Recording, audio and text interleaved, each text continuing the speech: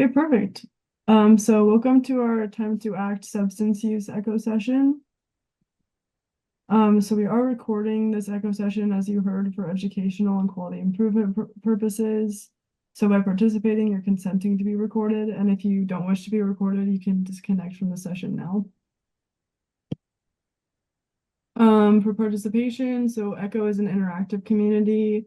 So we have presenters, stakeholders, and community members all communicate and support each other throughout the session. So if you guys will just be engaged and ask questions when you have them, come off mute, that'd be great.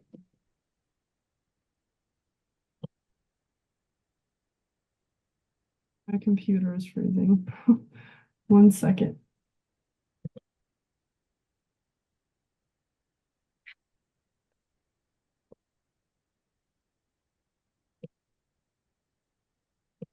All right. And then if you will just like try to protect individual privacy throughout the case presentation and just the session, if anyone comes up that you want to talk about, just avoid using real first, middle, or last names or initials.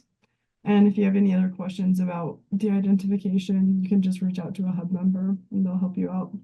And they should all have asterisks in front of their name. Key components of an echo session, we'll start with our didactic speaker, which is Tim Keady today.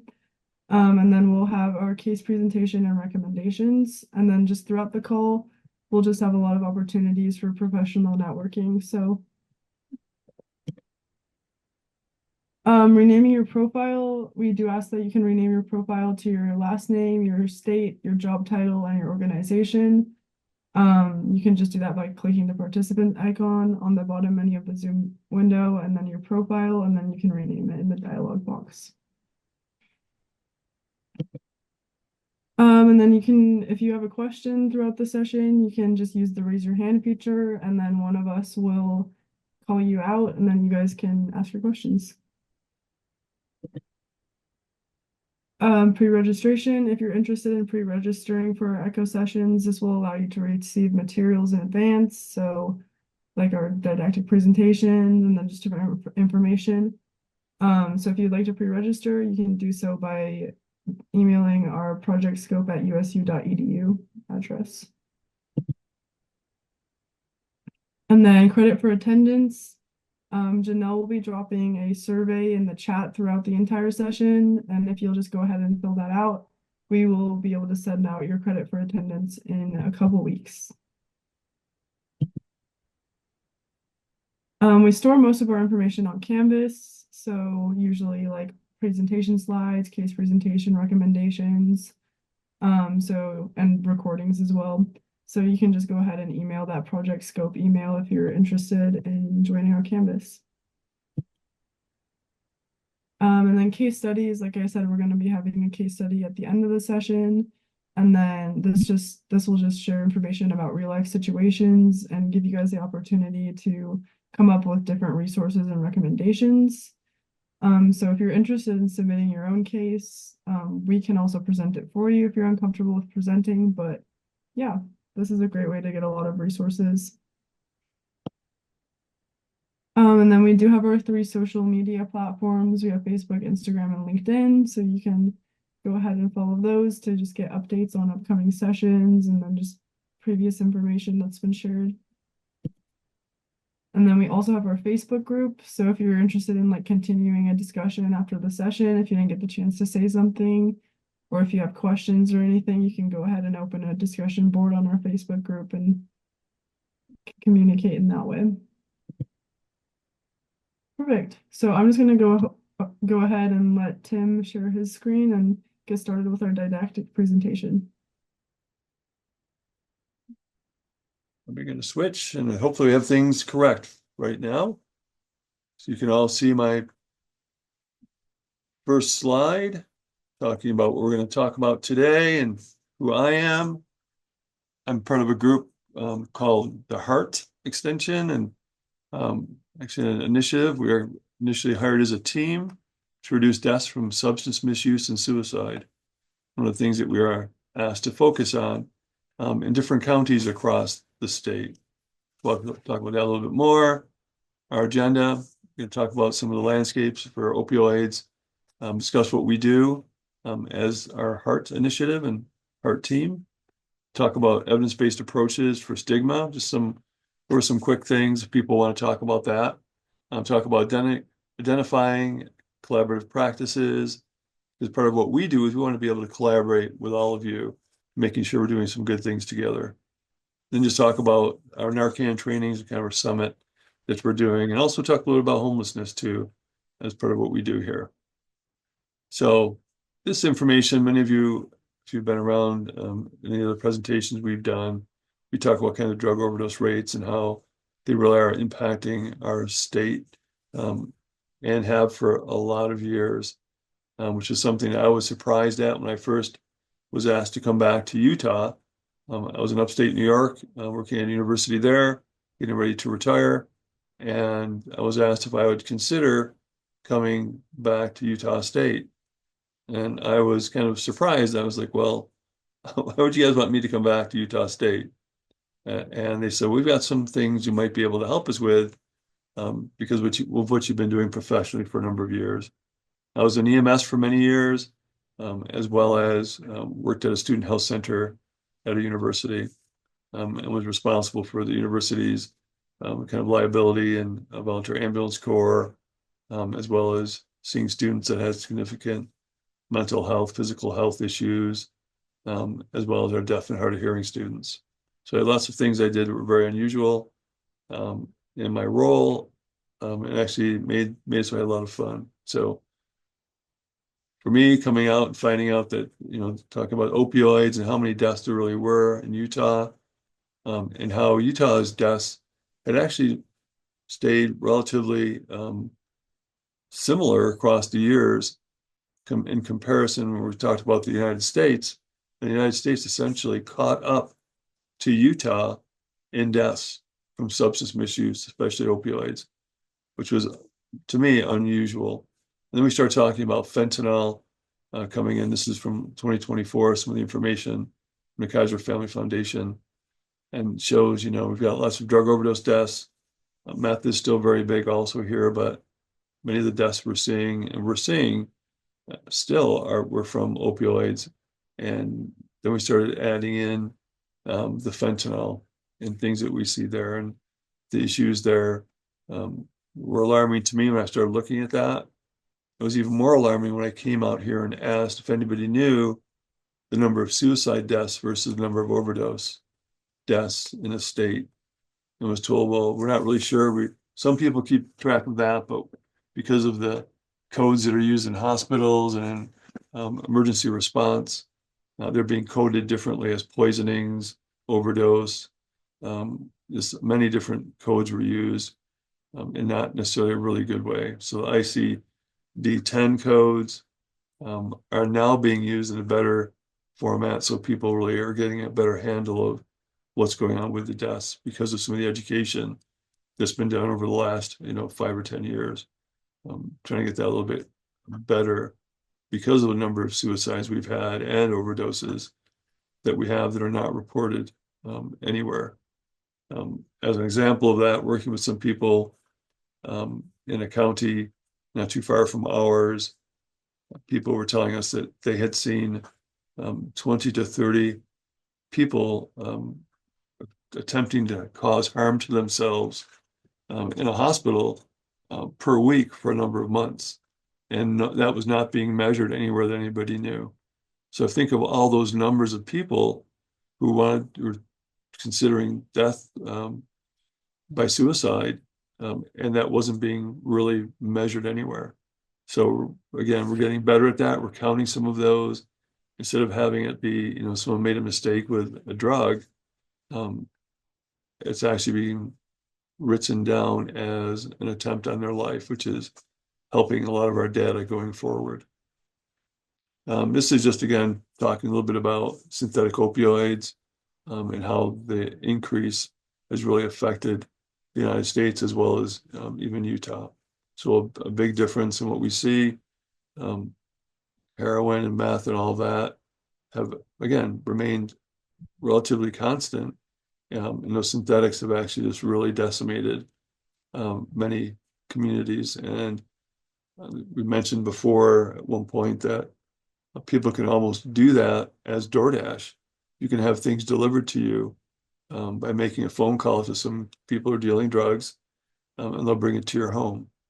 And if you find out some of the, well, if you talk to some youth and ask them about it, they may know because many of the youth that we're seeing that are getting drugs, they want either want Ritalin, they want Ritalin or some kind of something that's going to help them study better.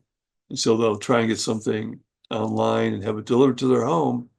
And oftentimes when nobody is there, they'll have it sent to their house and then find out that it actually is not what they think it is. And then they have a reaction that they don't expect. And of course, without people being there, they may not survive that overdose with that synthetic. So that became a real big issue for many people. And it was even beginning to occur in our communities, in Cashbox and Rich County specifically. So we knew it was happening. It was a matter of how do you stop that. So the actual drug use is actually, in general, going down. The problem becomes the people who are misusing the drugs are dying of them at a much higher rate than they have for many years. So the example of having people, you know, just say no to drugs or try and do something different obviously does not work if you're working with less people, but the lethality of the drug is higher. And that's what we're finding kind of across the board. So trying to change that in some ways, but obviously it takes time to do it. And when we talk about synthetic opioids and what happens with overdoses, many of the drugs that we see on the street, for example, somebody might say it's a study aid, Ritalin or something, and they'll purchase that, and that what they actually receive is a synthetic, some kind of drug, right? Something mixed with fentanyl, whatever it might be. And when I first began this job a number of years ago, so 6 years ago now, when I first came back to Utah, we found about 3 out of 10 drugs on the street, pill drugs, were actually contained fentanyl or other adulterants. Now, it's 7 to 8 drugs in general out of 10, 7 or 8 pills contain lethal doses of fentanyl. So that's been a huge change in what we see and how that works. And so that's been very alarming, shocking to us to see that that's gone up so significantly.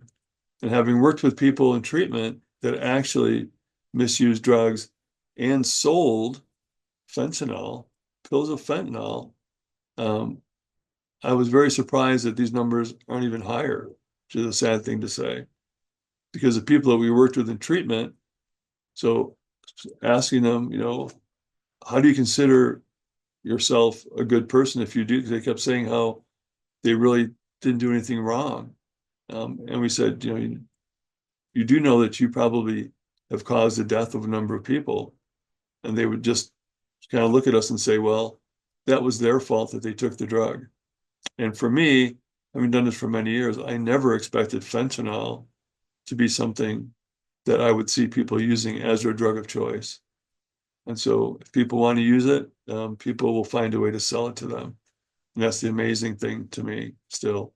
We know that addictions are difficult to recover from, and the lack of hope is what drives a lot of what I see and what I do with practices. So again, psychostimulants and abuse potential, some things we see, just stimulants that are increasing again. We won't go too much into that just because we know at one point when I came back to Utah, I was told that meth was not here anymore.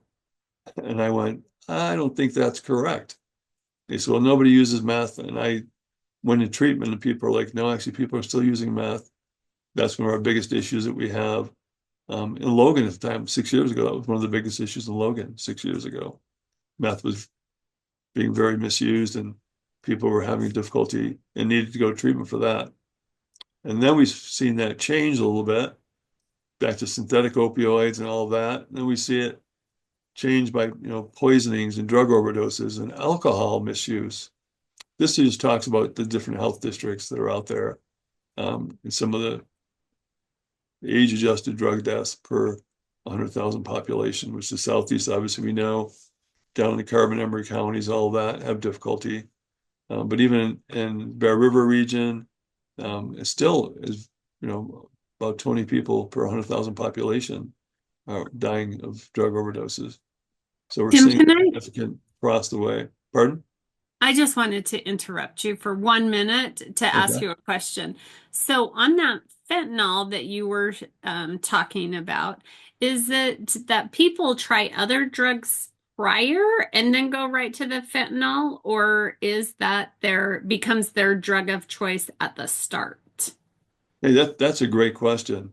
We always talk about kind of like the gateway drugs. What's a gateway drug to get people into using drugs? And what we find with addiction is people may start, again, like smoking pot or something, and then progress to trying something a little bit difficult or a little bit higher because they're mixing maybe alcohol and pot. And so they'll try something else, cocaine, for example, or something on those lines. Or maybe they want to study, so they get some Ritalin, get some things in there. I find they may have something that they don't expect. And then they go to the next level. So there are always many people, if they really have that kind of, I talk about addictive personalities. If you've got something that's going to cause an addiction, um, people will look for that next high. What's going to be the thing that's going to make me feel the best? And as they progress up that chain, sometimes that can happen. We have people that misuse their prescription that they get from the doctor for a pain, a broken bone, right? So we see that happen also where people do that. So that is a significant amount of people that will try a drug and get and feel better from that because maybe they have some other things going on, maybe some mental health issues, or even just they don't feel like they have any hope in their life. So they're looking for something to make them feel better. So try a drug makes them feel a little bit better. They get kind of used to that drug, so they get kind of stable. The next thing they do, well, here, try this. Or what we're finding with some of these drugs now, remember, even pot has been mixed with different drugs for a lot of years. We're finding fentanyl in the marijuana that people are smoking. They're mixing, so they call it dipping in, right? So they dip that. And having, whether you agree or disagree with having medical marijuana available, that's causing some difficulties also because we see people thinking that maybe it's okay to have that. So they start with that, doing alcohol, progress something a bit higher. And what we find with some of our groups is they will get to fentanyl because they're chasing that next high. Maybe they don't like the way they feel, you know, on any other stimulants. Meth isn't doing it for them anymore, or maybe they have had some difficulty with that, and they'll try something different because they're already kind of in that vein of using things that they really shouldn't be using. And all the people they're hanging around with are also using all these things, right? The substances are being misused. And so it really is kind of progression up. Most people, if they used to have fentanyl off, the first thing they try, they don't survive. When people that get out of jail and go back to using something that they think the amount that they want, just like with heroin, if they use the same amount of heroin they used when they were in jail or before they got to jail, they will die also. So it's just a matter of, their capacity to take that drug has been lessened after they get out of not using it. And also people that use things that they don't expect. We have people that have basically have gone into overdose situations by using a prescribed medication of opioids, but they're opioid naive. They've never used an opioid before, and they get their amount they're given by their doctor is too much, and they go into overdoses. So again, it's just that progression of what people are looking for. How do they feel? Now, everybody's going to feel the same way on an opioid, but if you feel pretty good on an opioid, you may progress up to using things that are difficult to control. And that's what becomes the challenge. So, yeah, so that's the long answer for people using synthetics, maybe have started with something, you know, not less lethal, but really is less lethal, trying something first and then progressing up to that amount of drug that's going to keep them chasing their next high. I don't know if that answers your question, but kind of a Yep, long thank you. answer there. Yeah. Sorry, this is one of the things we did when we first got together as a group, our heart group. Somebody drew this for us at a conference, so it was kind of interesting they did that. But talks a bit about the pillars that we put in place when we first began. And the elephant in the room was, opioids in Utah, because people weren't talking about it. 6 years ago, at least enough that we thought were going to cause some changes. Our heart initiative obviously is a health extension, advocacy, research, and teaching.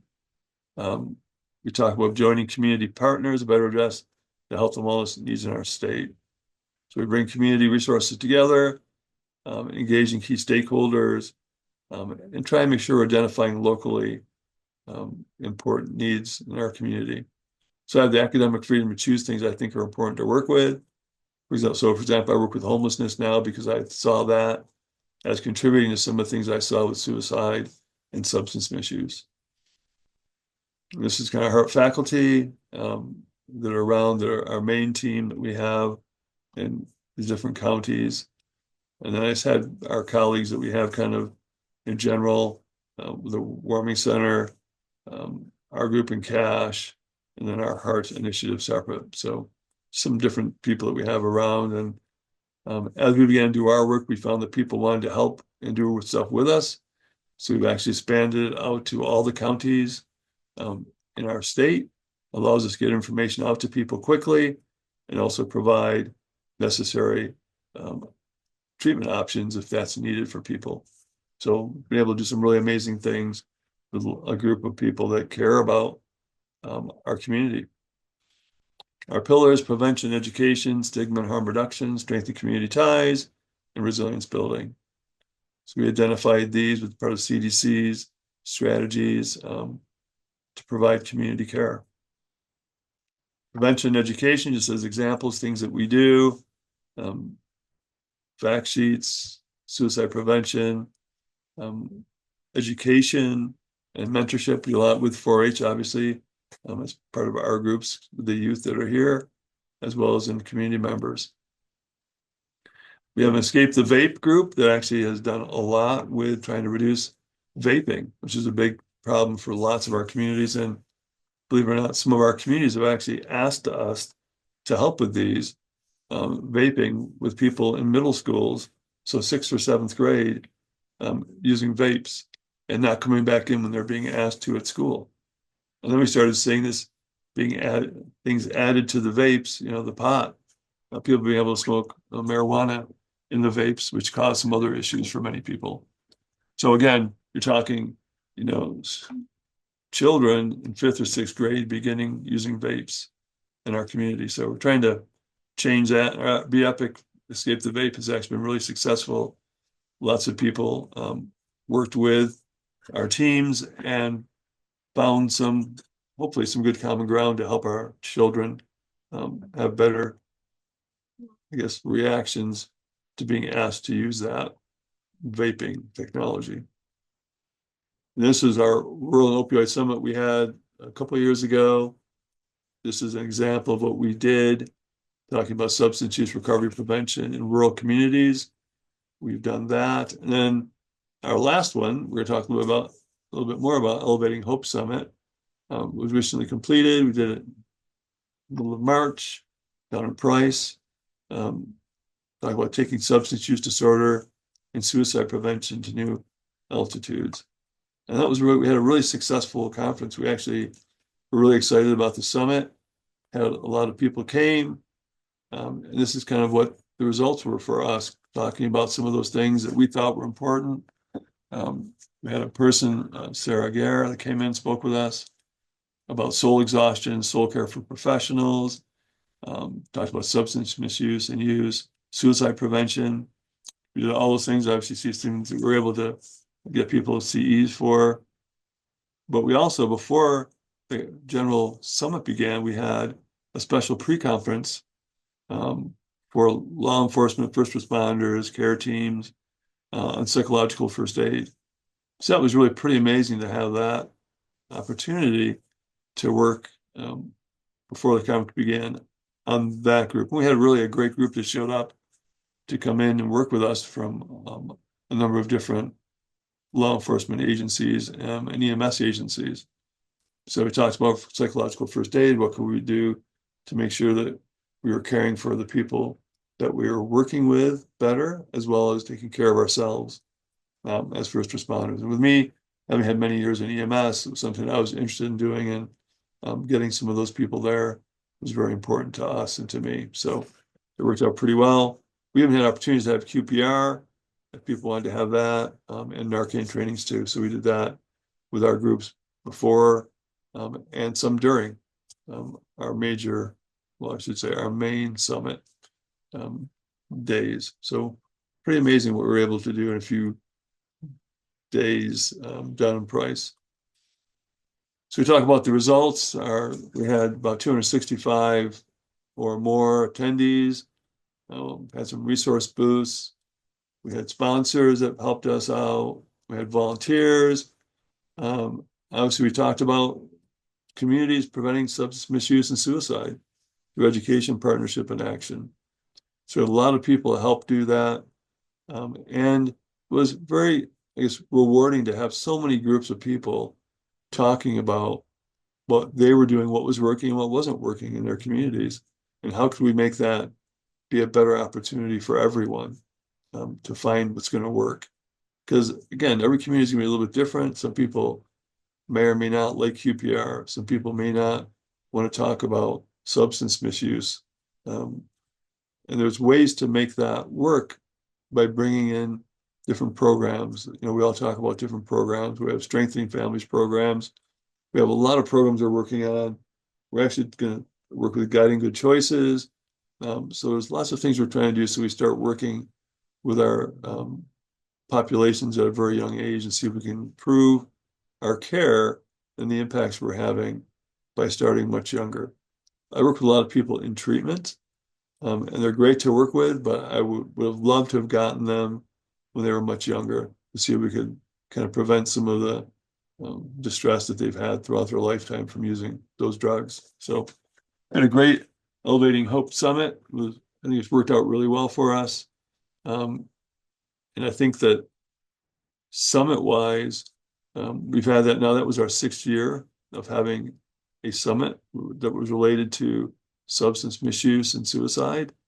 And we see the interest is continuing to grow from either community members or professional staff. Most of the people that came out of the 265 this year to the summit were professionals or had some interaction along those lines, law enforcement or that area, where in the past we've done it with a lot of our community members and brought them, especially the rural areas or tribal trainings we've done. We brought people in from the community to help teach them some things and give them ideas and have them give us feedback of what they're experiencing going through.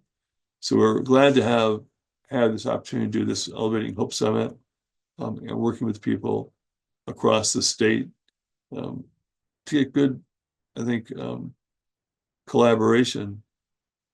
We all know when we go to conferences, what we hear and learn is great, but those side conversations sometimes can be very important too.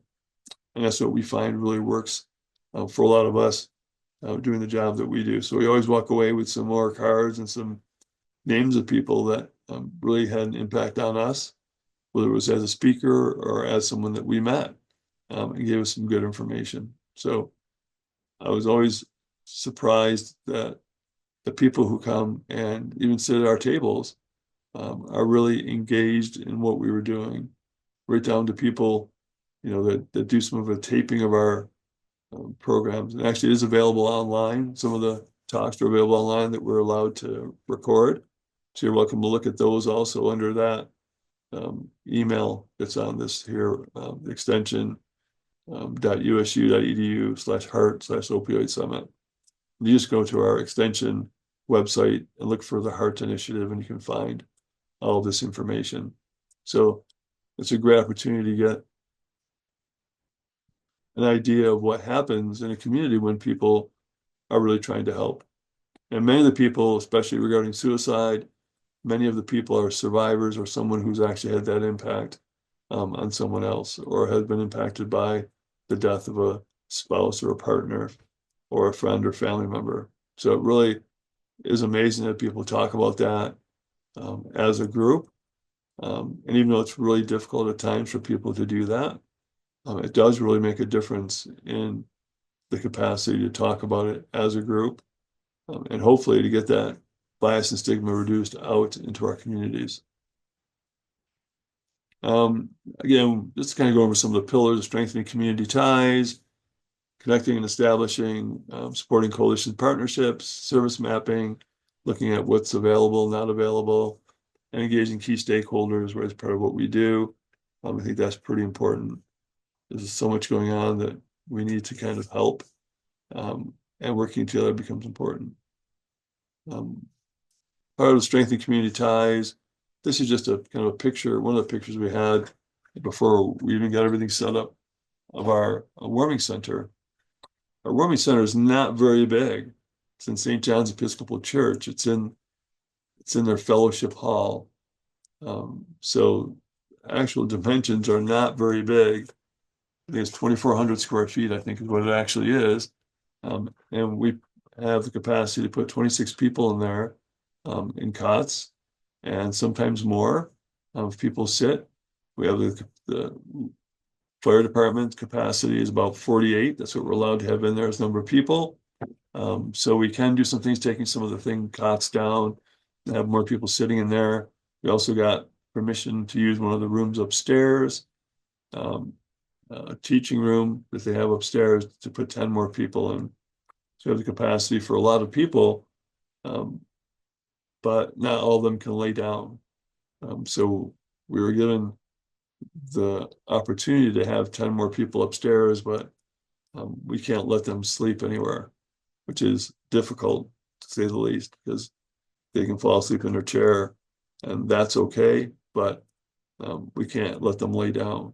So again, there's some things we do, and sometimes we're restricted, but when I talk about the warming center, the biggest thing I want to do is thank the church. St. John's Episcopal Church has been amazing, with the amount of people that they've helped us with, and what we've been able to do is because of them. So Father Samuel, he's been amazing as their priest, and they've supported us from the beginning. When it began as just a thought a number of years ago, by a graduate student who was given an award to start this program. Her name was Nicole Bernard, and she did it because of her grandfather that had died by suicide a number of years ago after being addicted to substances, and having some issues with law enforcement, and difficulties there, and lost of hope. And so the idea was we wanted to do this so we provide a warm, safe place for people in the winter months, I should say. We're open from the end of November till this year. We're going to go to April 13th. So just a few days we'll be closing again. We have a lot of people that have nowhere to go. So we're trying to figure out ways to treat them and get them places. We do have case managers. We've got, for the first time, we're fully staffed with people. Well, almost fully staffed. We need one more person to help as a co-director to be responsible for budgets, and writing grants and those things. So lots of things going on, lots of great volunteers, somewhere around 150 volunteers. And then people that use the facility, over 200 people, 200 different people have used our center over those past months. So a huge number of people. Many of them work and have jobs. Many of them have families. We have a number of families that actually stay with us. A lot of single females with children are part of our warming center. We call them guests that come and use that center. So it really is amazing what's going on and what we can do, because we have the support of community members, people volunteering, people donating money, food, all of that to us. So it's been really pretty amazing. We've been really blessed to have that capacity and do that. This is our third year of doing it. And we thought it would get easier, but with all the funding and things that are changing, we're not sure what's going to happen going forward. We're hoping it's going to continue. We have funds for probably next year. Then after that, we're not sure what's going to really happen. We were trying to find the opportunity to have a building somewhere, to have a permanent site so people could stay with us. And that's probably not going to work. We'll work on it, see what happens, but we may not be able to find funding. But we may be able to, we never know. We're doing feasibility studies to see if we can do it, and we'll find out hopefully in a few months what we really can do. So interesting stuff that Tim, we I have a question before you move on. It's sure. Janelle. Sorry. Just Oh, because you're sure. talking about the warming center and those numbers for Cache County were surprising to me because that doesn't seem like our community, but then that's my being naive in it. But my other question is do you know some of the warming centers or homeless shelters in like larger areas? How many individuals or families they actually have, like say like a maybe even Ogden, since Yeah, we're yeah. It's like 200 people go to some of their centers. So the average number with some of the evenings were about 200. Um, what happens in places like Ogden, there are resources there, like Odyssey House and different groups that will help people with different issues. Then Lantern House is a big place where people go and there's case managers there. And that holds somewhere around 300 to 400 people. But when I say 300 to 400, depends on they have like apartments set up that they're allowed to use. And some families will go and stay there. And some people also invite others to stay with them. But it's really restrictive, and they try and um, ensure that people are getting the care they need and the help they need. So every community center right now has been really full. The problem we're having is there's been a couple other centers. People tried to put one in Kaysville, they tried to put one in another one in Ogden and in the Ogden area, and they were denied. They would begin the process.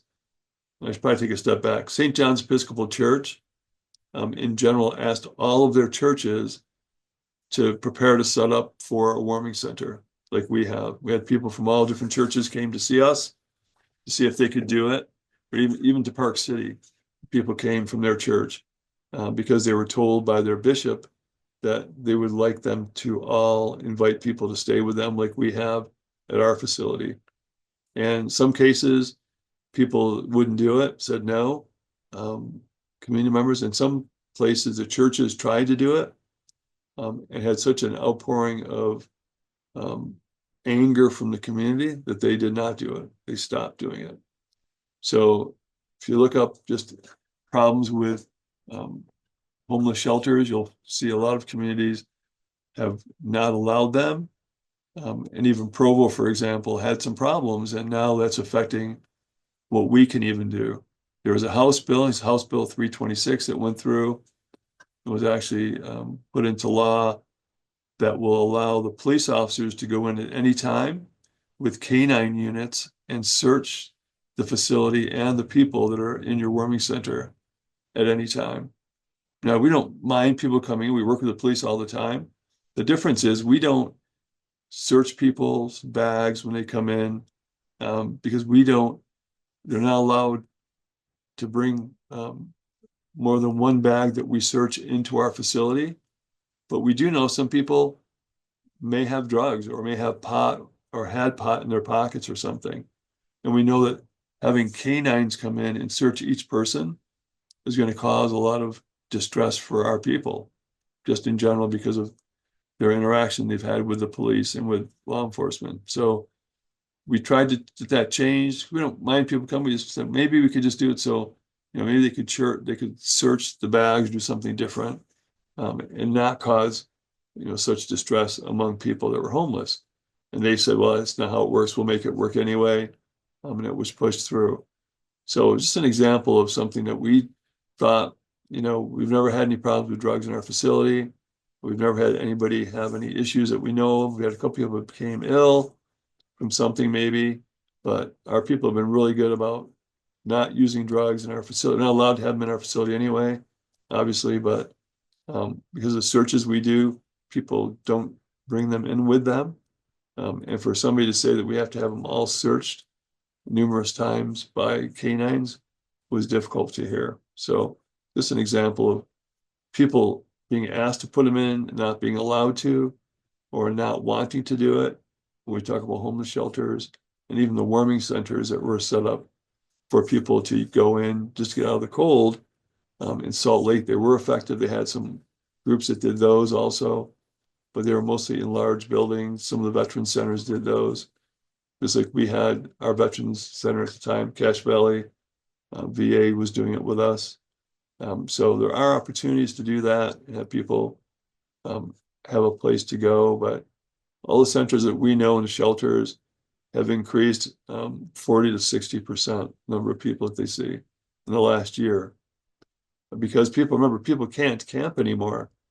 That went into effect also. The law that allows you to not camp on any federal land, state land, whatever it might be. Camping is not allowed any longer.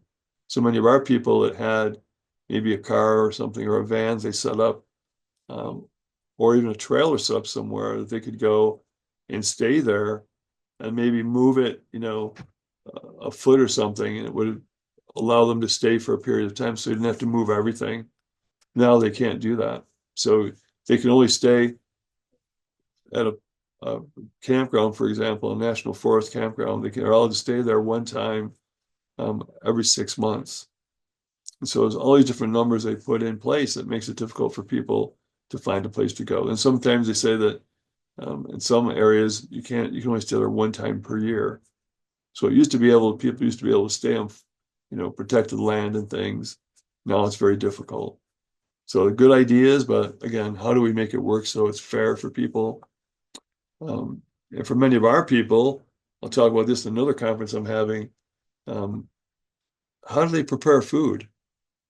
If you're homeless or live in your car or a van or whatever it might be, or you go couch surfing place to place, maybe you get SNAP or something to help with some of your nutrition for your children or your family, but you have no place to cook your food. So what do you buy? Things that are not going to be as nutritious as you'd like because you can't store them. You have no refrigerator. You have nothing to do that with. So it becomes more of a challenge for many of our people. And if you add substance use on top of that or mental health concerns, many of our people do have mental health concerns that we're working with. And that's been really difficult also because how do you make sure they get their medications? Some medications that people do get, for illnesses and things have to be refrigerated. They have no refrigerators. So it really is difficult for a lot of our people to become what they want to be, even productive members of society, whatever you like to call that. There's just a lot of things that we take for granted if we have a home and a job. And some of our groups, like I say, even have a position somewhere, they have a job, but they can't afford that the last month rent. That just makes it difficult for them to actually survive. And they start losing hope, and then it becomes a big cycle for people. And children-wise, we knew about a year and a half ago, we knew that there were 40 to 60 students just in our Logan schools that were homeless. So if you think of that number just is increasing.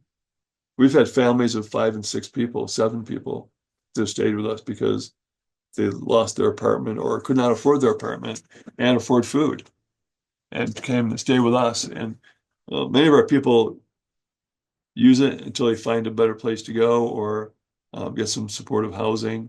But it's really becoming difficult when we're talking about the average cost of an apartment now is about $1,600 for a 2-bedroom.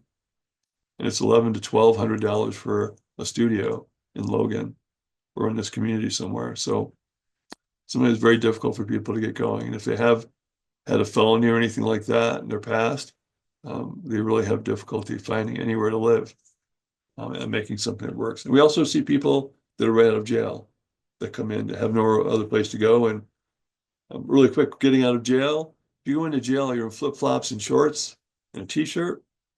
It's wintertime, you get out of jail, get those flip-flops and t-shirts and shorts back. That's what you wear. And that's what you're sent out with. People in a blizzard get sent out that way. And our police officers have been really great, though. Some of them have picked them up and brought them to us because we also provide some clothing, some shirts and coats a little bit if we have some things, and even some shoes sometimes if we have that capacity. We have some of those in our facility, and so we'll try and do that. But yeah, it's just an example of, these people have paid their price, done all the things they're supposed to do, get out, then they have to walk, 2 miles to a bus stop, wherever it is now. It's a long ways away from where they get out of jail now. So we're trying to change that a little bit too. I don't know if they've changed it yet. We're trying to get just even a bus stop by the jail. So when people get out, they can actually take a bus and go where they need to. Because that's the difficult part of someone being homeless. They can have some services, but they have to wait and go to Bragg and get set up with some things first. And sometimes that's difficult. Yeah, so yeah, lots of things. Then we do overdose stuff, obviously, Overdose Awareness Day. Light to Remember is really effective. We've done some great things with that. Lots of people in trainings and Narcan and training those others that need that. Resilience building, we do a lot of that too. We want to do evidence-based practice, build resilience. What can we do to help you be more effective? Living well, self-management programs. Again, skills, confidence, and outlook. A lot of people that have chronic pain, we guys can provide those kind of services, and education, or most of what we do is education. So we have a lot of opportunities to do that. Get asked to work with lots of grants to do that. We also have some more resources here. People are interested in looking up. We can send this even PowerPoint if people like that. We can give that to you guys if you'd like to have that. People, we can do that so you can find this information a little bit easier. Stigma and harm reduction. That's a big thing with what we do, right? We know that we have a lot of people who are affected by stigma. And when people find out that they maybe have been to jail or even are in treatment, they're looked at differently by a lot of members of our community. And our people know that. And I've had people that were, get out of jail and had tattoos.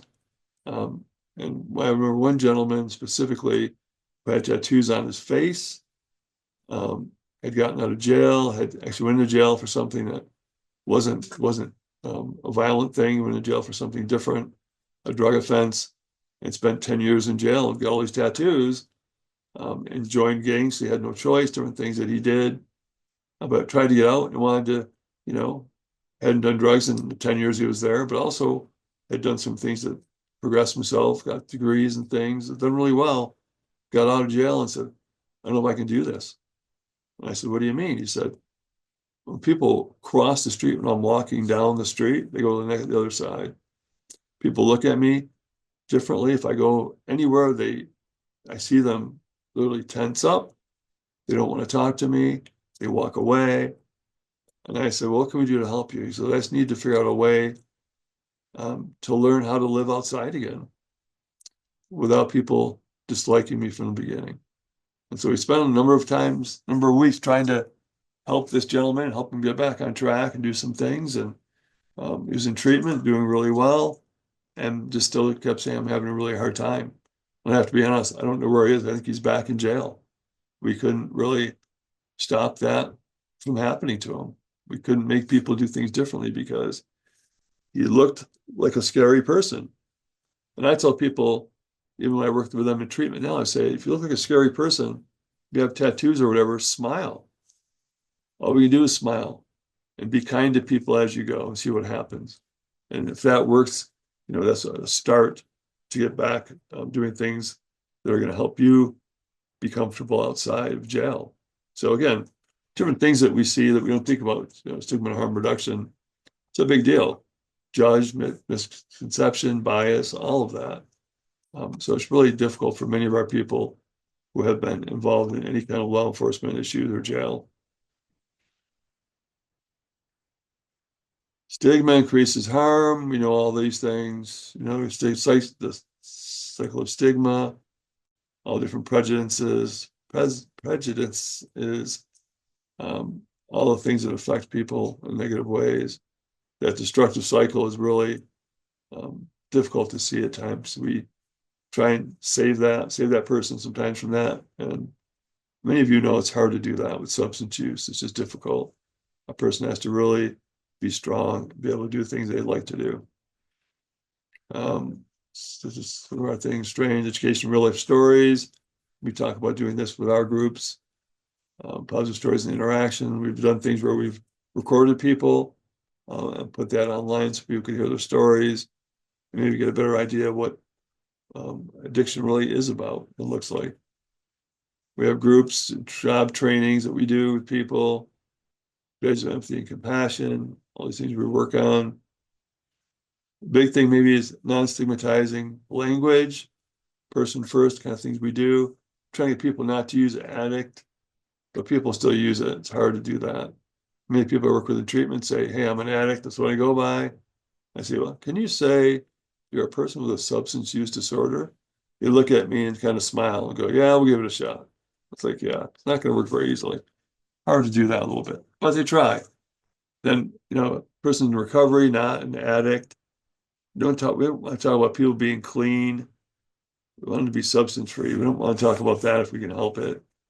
Treatment's one path to recovery, opioid replacement, medication for opioid use disorder, relapse.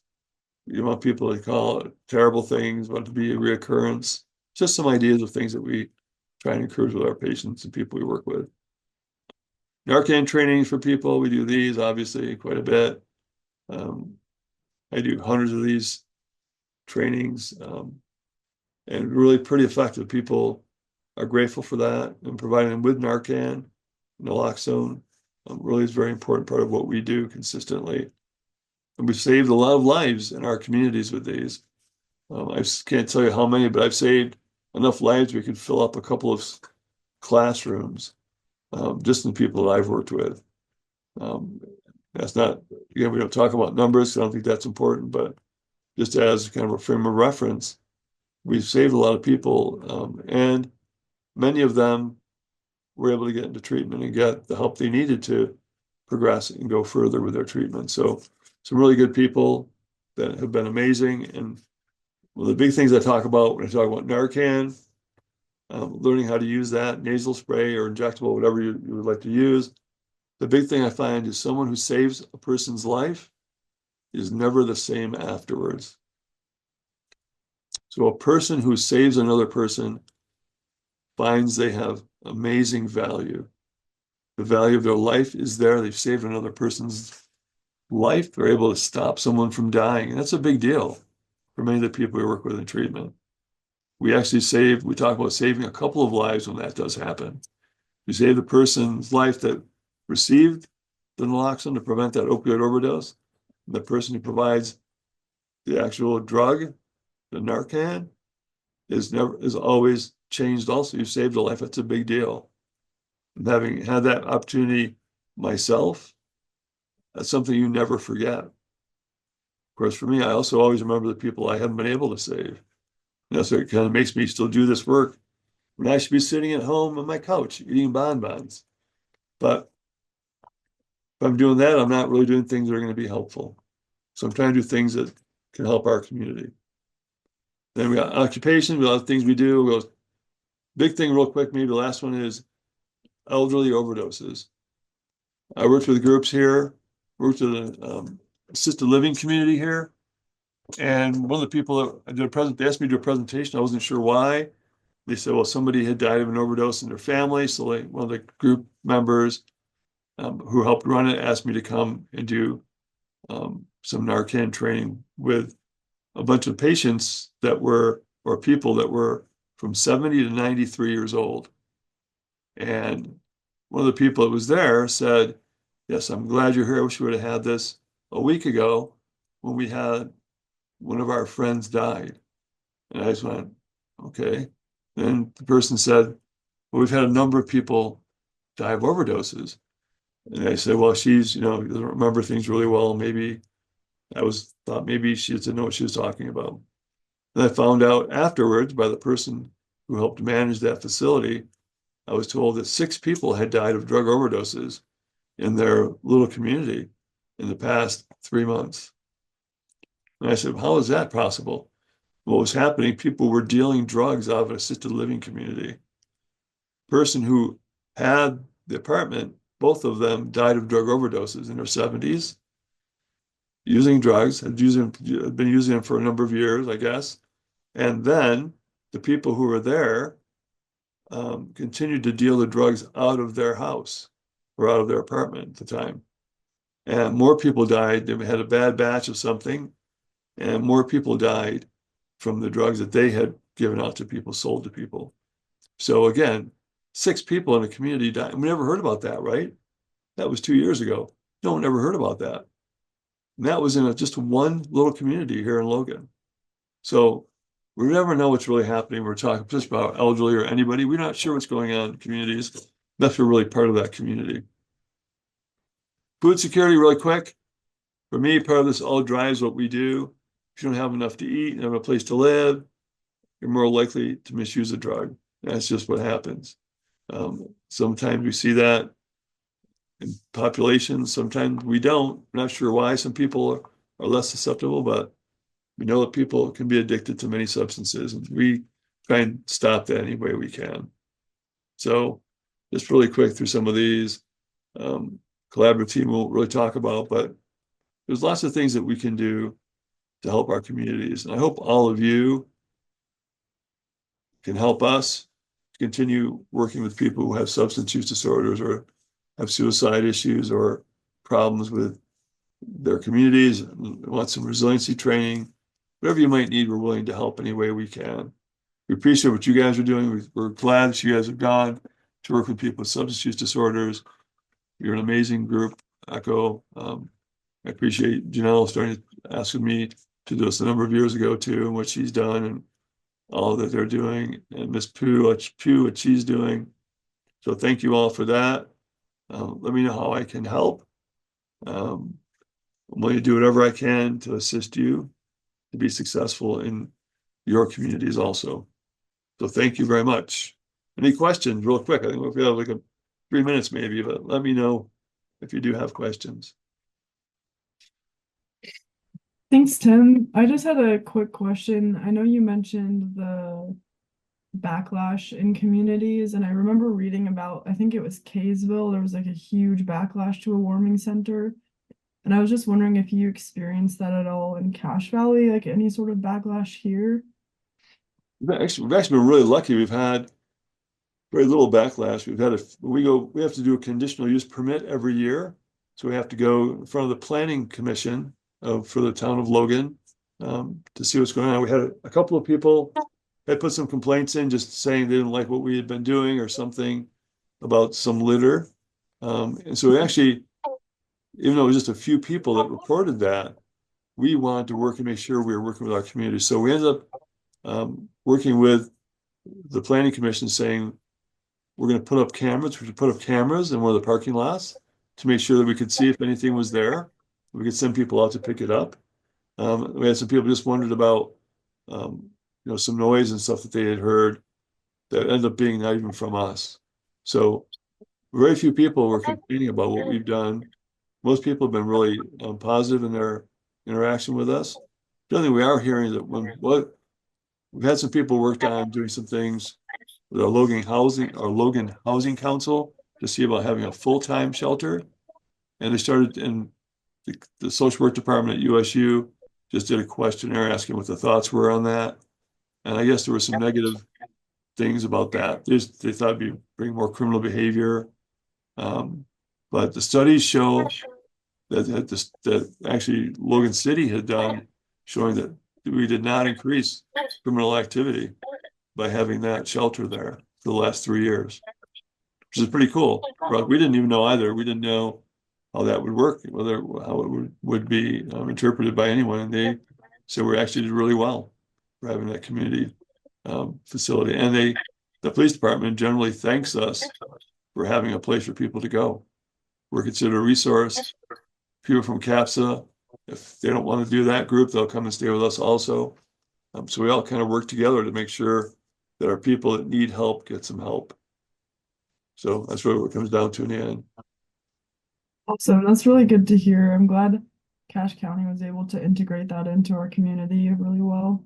Yeah, some great people here. Really, having that many people want to volunteer with us has been really an amazing opportunity to see people really come together and support what we have. And people just dropping stuff off or looking at our website and providing us with, food or clothing, whatever we might need. It's really pretty amazing.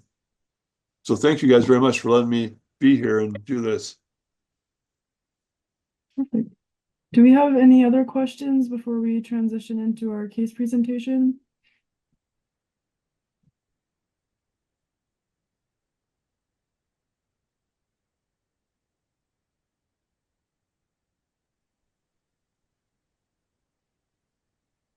So I just wanted to say thank you for that information. And what I always really love and appreciate is that you always share those pillars. So you talked about the stigma reduction, strengthening community ties, prevention, and resiliency building.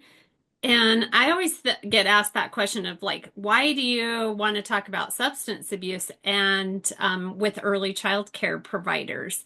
And I just think all of that you just shared was really that whole fact of supporting families, right? And that's our goal in early intervention is to support those families. And as you shared about the numbers here in Cache Valley, I wonder how many of my families might be dealing with some of those food insecurities or housing issues. And that may be impacting then their ability to provide the therapy that is important for their young child. And that's how it really is eye-opening to me to realize how these things kind of all intertwine and that we're all working towards that same outcome. Yeah, and even just looking at the messages that I'm seeing, in our chat, some people have lost others, which I'm very sorry to hear that. And some people have, seen and known of things that have occurred, right? And that they're a little more aware of it. So when I do presentations with people, no matter where I'm doing those presentations, I find people that have suffered loss or have been themselves impacted by drug misuse or suicide. Um, and I'm always grateful that they're willing to share that. And I'm always surprised at the numbers. When I do this, I think about statistically, um, in general, if I go to a pain clinic, for example, or a clinic that provides care for people with chronic disease or whatever, the people who actually work there, it's usually about 30% of them have experienced something themselves as providers, separate from what they do for their jobs. And so I'm always fascinated that there are those people who, become nurses and doctors or whatever because of what they've seen in their own lives. I know seeing what we see here, I'll bet there's some providers here that have been through some really difficult things, and I'm seeing that that's what's gone on. And, how do they make sure that they're okay? And so we've got the providers as well as those families that you guys work with on a day-to-day basis that can be suffering more than we know. And people hide things really well, right? That's the thing we say. Everybody smiles. When I have somebody, how are you doing? They tell me I'm okay. I say, no. How are you really doing? What have you done? It might take a while before people will start actually answering me truthfully. But I find that if I do that a couple of times, eventually they'll kind of say, well, thanks for asking. You really do want to hear. You want to hear what's going on in my life. This is what's happening. And I say, don't tell me everything. Tell me what you'd like to. But if I can help you in any way, let me know how I can help. And sometimes that's just enough for people to say, hey, I have somebody who cares about me. Especially some of my people in treatment, right? So go back to my people, I should say my people in treatment, but people I work with that have children, families, right? Lost their children, are trying to get their children back. And so we kind of check on them and say, how are things going? What have you been up to? How do you feel? When someone has their children taken away, you guys know that's horrible for them. That's like one of the biggest factors for them to go back to using their drugs and their substance because of that loss. It's a huge loss for them. So again, trying to navigate some of these things that we know happen is difficult. So I'm just grateful for all you guys do. And after I finish doing this with you guys for a moment, I'm going to go do another group with one of the groups I do. Um, but I do groups because I found that it gives me lots of great information, right? So I do research a little bit on that too, but I find that people end up trusting me. And then I have more people who will contact me and say, hey, I need some help. I don't know where to go. Who can I contact? Even though they may know that, they don't feel comfortable. So I'm able to say, hey, I've got some people I know who will treat you really well. Let's go talk with them. And I think that's what you guys know as finding providers that are helping you do things that need to be done. That becomes very important. So having that connection has been important for me, and I've been able to help a lot of people because they trust me. or they've got a bad batch of drugs. And like, I don't know what to do with this drug, man. I'm like, okay, don't use the drug. I've got some test strips. Let's test some of these things before you do it. What can we do with a fentanyl test strip or with, xylazine test strips? We got test strips we can try.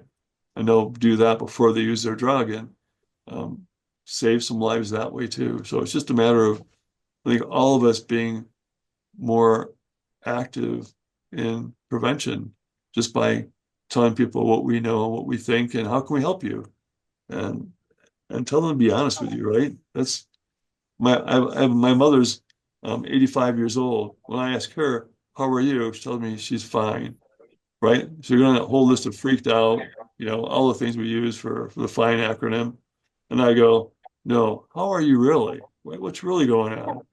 We talked to, so even my own family after, 50 years still does the same thing. Mm-hmm.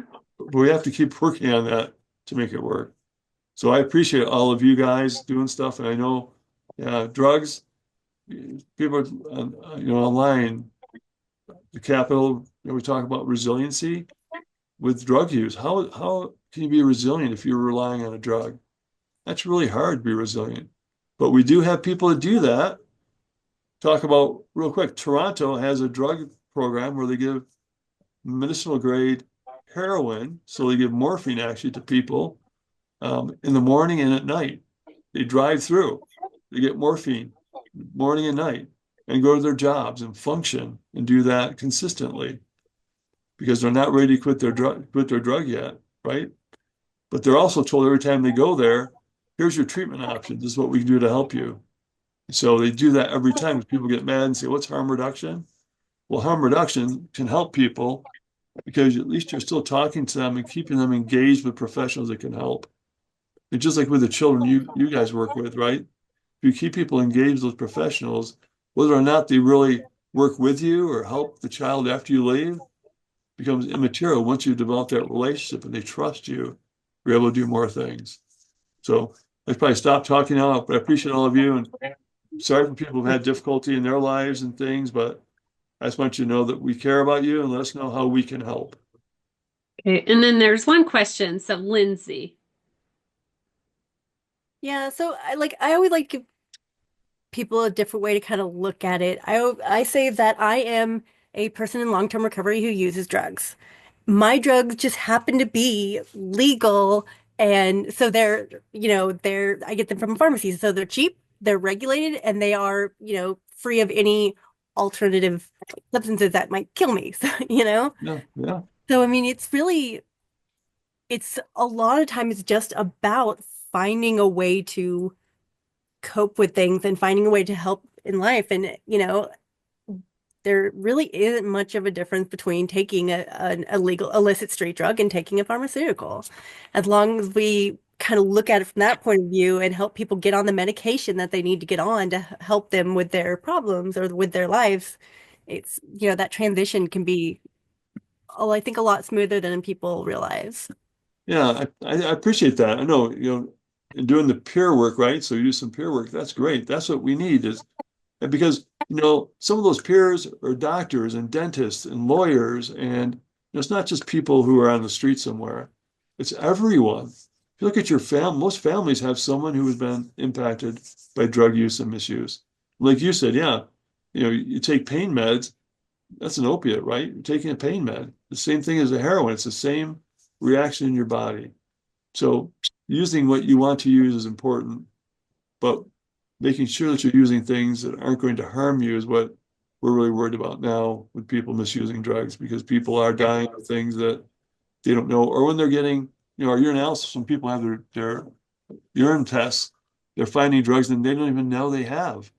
They didn't even know they had that drug in their system, or the fentanyl was in their system, whatever they find. And so it's very interesting. If somebody said all drugs are bad, even caffeine. Well, I would say all drugs have an effect on the body or on somebody's body. That's true. Drugs are made because they do something to our bodies and our brains. That's what it comes down to in the end, right? So we have to try and do something that's going to help our world and help our people. So we need. That's what I'm still trying to do, and I appreciate you guys being willing to help with that. So asthma inhalers are bad, somebody said, actually. Yep. Nope. And I would say they're bad, that's for sure. There's no such thing. To me, the reality is there is no such thing as a bad drug. Because bad drugs, unless you use that drug in some way, it's not going to cause an effect on anybody. So most drugs came from pharmaceuticals, right? Or some kind of form that was there before, or it was a plant that somebody used to get a reaction. So it's difficult to understand. And some people who've never used drugs or don't think about that sometimes have a hard time wrapping their head around that people use many drugs they don't even know about, right? People say there's caffeine and chocolate. Yeah, a small amount, depending on how much there is, but there is some kind of substance in almost everything we do and use. The same for everything we use.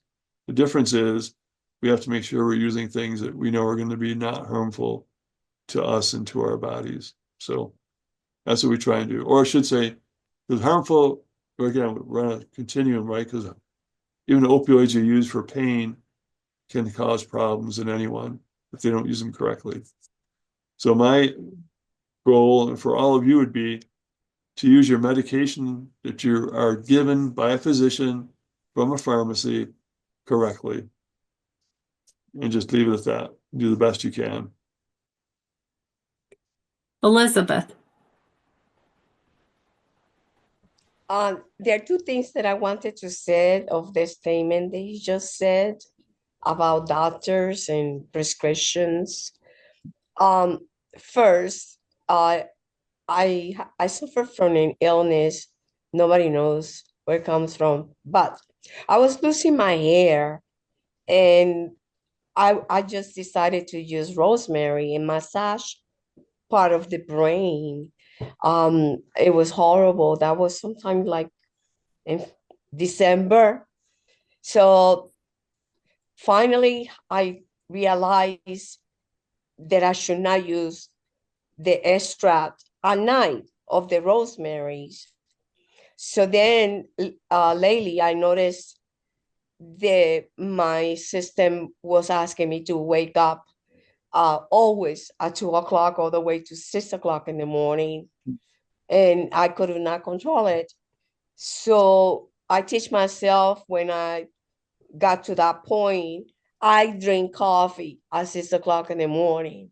That was reversing everything that it has to do about coffee and caffeine. Instead, I was like telling my brain, now it's time for you to go to sleep. You have your coffee. So what you're saying about drugs. I discovered that they were giving me painkillers, and I was using also antidepressants, and only the insurance company realized it that that could kill me. So I just got there. I just like, well, okay, I cannot take this prescription anymore because one can counter affect the other, and we rely too much on doctors, but we had to always remember when we're taking medications to go over those medications with that doctor, especially if that medication can kill you. Yeah, that's really good. That's a really good comment too, because you're right. Everybody's chemical, everybody's chemicals in their brain. So all those hormones, all those levels you have for your brain, everybody's brain is different. Everybody's body is different. So you're right. Some things can hurt somebody at very small amounts. Some people can take maybe large amounts and not have a reaction. So we have to go by what you feel. And you're right. Working with doctors, a lot of times doctors will tell you, we're going to try a number of things and see what works. We're not sure what's going to help you, especially if they can't diagnose what you've got. Having been in EMS and worked with many years with students and people that had problems, and that sometimes people are over medicated. Some people get too many things. So you have to drop, you have to bring them back and do some things to help them. But in the end, I think you're right. You have to decide what works for you and figure out what's going to be the best for your system. Because if you rely on everyone else telling you how you feel, that becomes a problem. And I can't tell you how many people I know take medications that are counteracting themselves, right?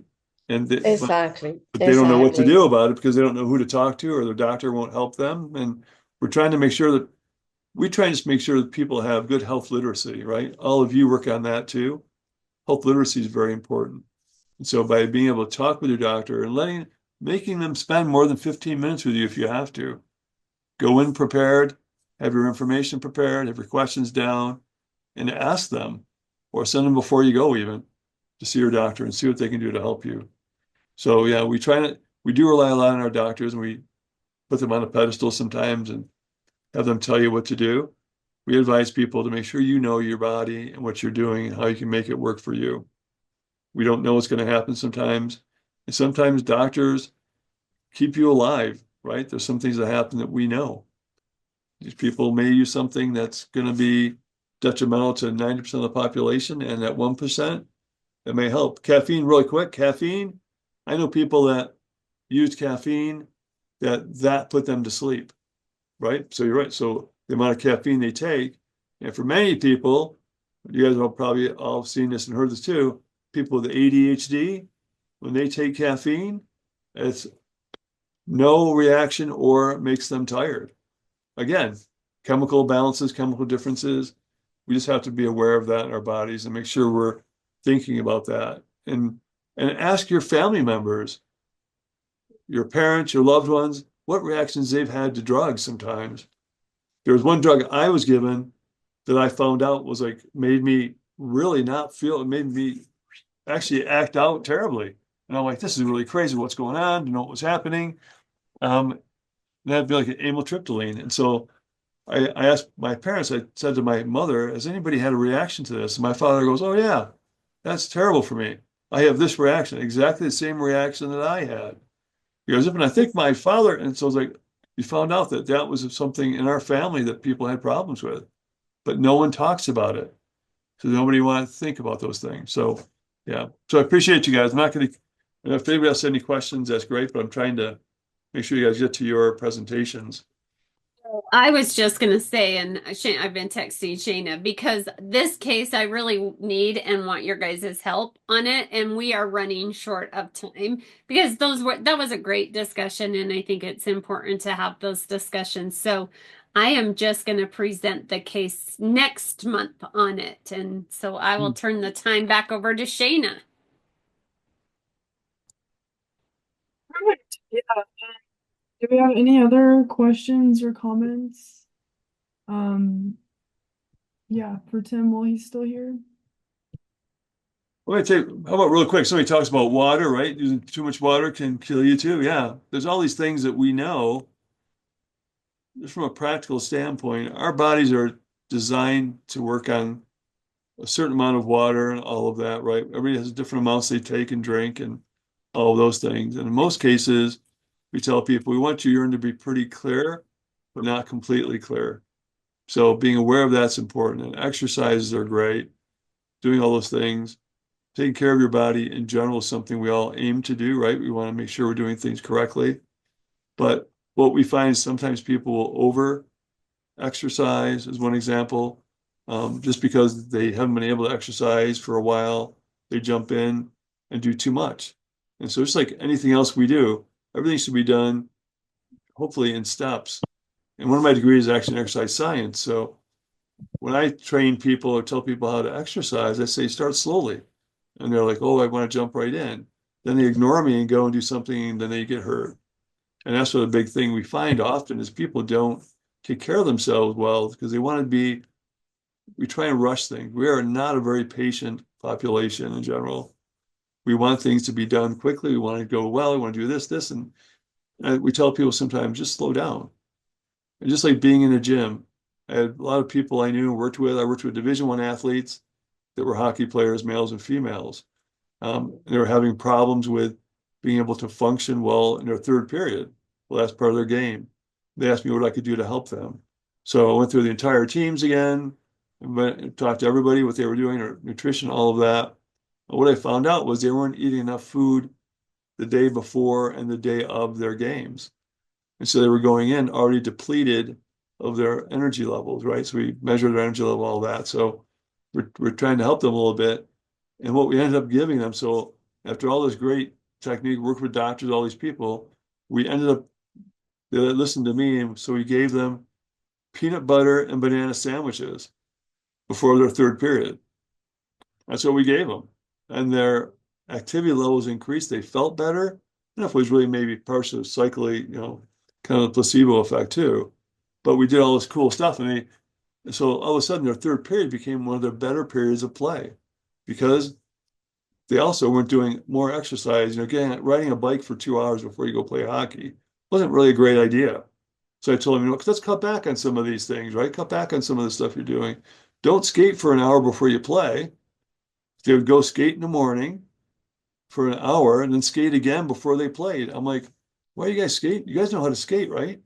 What are you doing? Why are you doing all that? Well, we're trying to get warmed up. I said, you skate for an hour, then you stop and go eat and don't come back for 3 hours to the ice. How are you warmed up?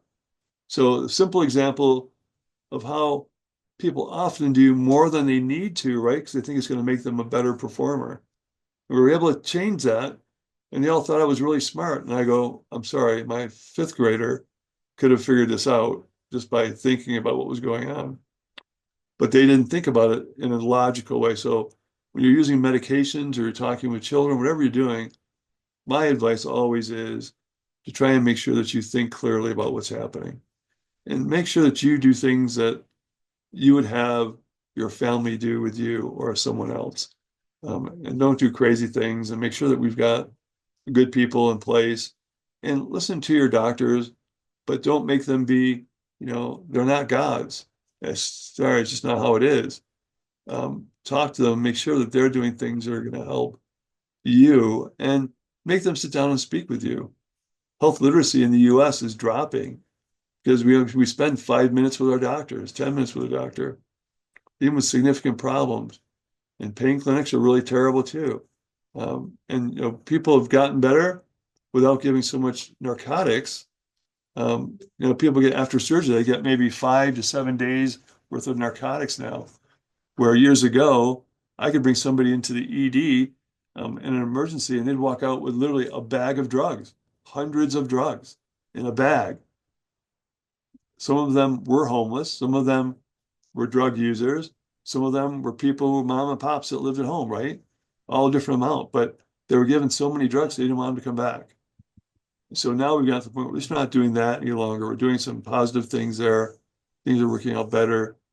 So we are making some progress. It's just taking more time than we expect. So I think that as we go forward with some of the things that people are talking about, health literacy wise, of course, we've lost some of our people that are working with us maybe, but hopefully we can make some differences with what you do, for example, and all these things, can be important. So remember, you can build houses out of hemp also. Somebody talked about building houses out of concrete and coffee grounds. You can build houses out of hemp. So there's lots of things we can do with different medications and drugs and all those things. But I just appreciate, again, what you guys are doing and trying to help people that work with our children and do all of that difficult work too. And I do talk about trauma-informed care.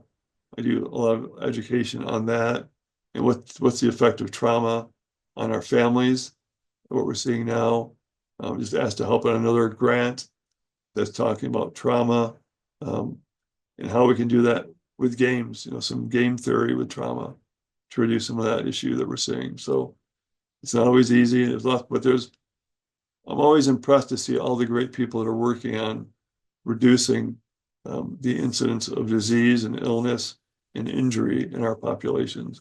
There's lots of really great people out there doing good things. So I appreciate you all again.